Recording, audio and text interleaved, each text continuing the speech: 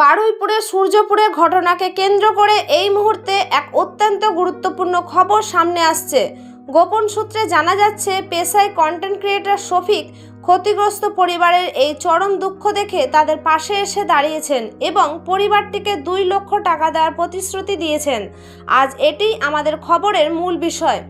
24 পরগনার বারুইপুরে গত 4 জুলাই এক নাবালিকার রহস্য মৃত্যুর ঘটনাকে কেন্দ্র করে গোটা এলাকায় তীব্র উত্তেজনা ও ক্ষোভের আগুন ছড়িয়ে পড়ে।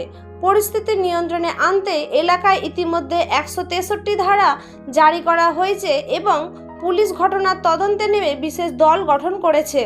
এই কঠিন পরিস্থিতির মাঝেই মানবিকতার খাতিরে এবার এক নতুন খবর সামনে এলো, যেখানে পুলিশ ঘটনার তদন্তে নেমে আনন্দ সর্দার সহ 3 জনকে গ্রেপ্তার করে অন্য সব দিকে খতিয়ে দেখছে।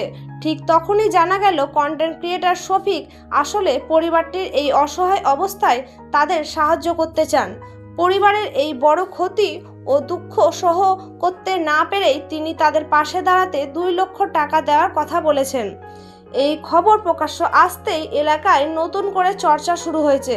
অন্যদিকে সামগ্রিক এই ঘটনাকে কেন্দ্র করে মুখ্যমন্ত্রী শুভেন্দু অধিকারী এবং তৃণমূলের কংগ্রেসের পক্ষ থেকে কড়া প্রতিক্রিয়া ও প্রতিবাদের ঝড় উঠেছে।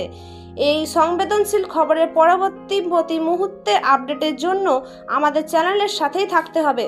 ধন্যবাদ।